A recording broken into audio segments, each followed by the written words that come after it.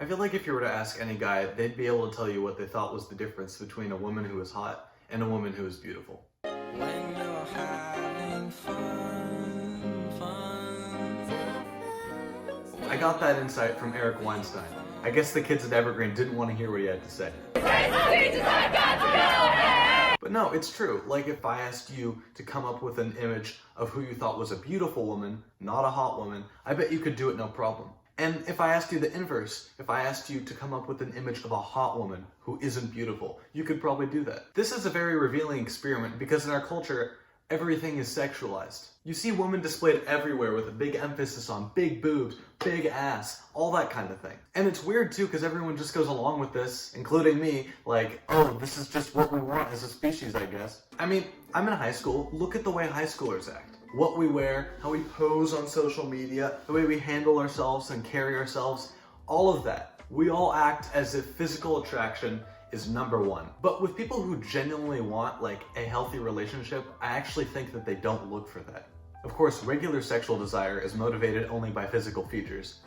But I feel like the need for a long-term relationship conjures up an image of a beautiful person, not necessarily a hot one. I think that this insight into our culture is fundamentally a window into its sickness. In the West, most consumerism has an emphasis on instant gratification. In other words, the act of doing something is its own reward.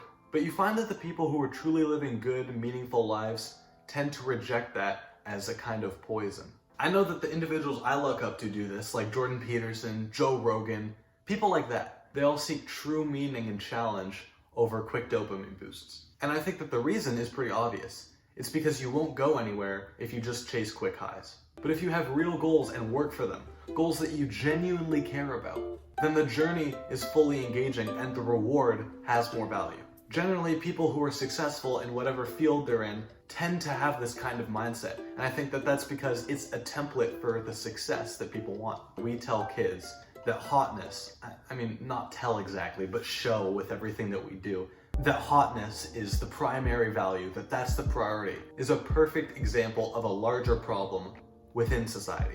Look hot now, get a six-pack just by doing this. Lose weight by following these 3 steps. Sit back and relax, enjoy chocolate, eat crap, it's okay. Here's what I notice about that kind of messaging. There's an obvious emphasis on lack of difficulty and relaxation.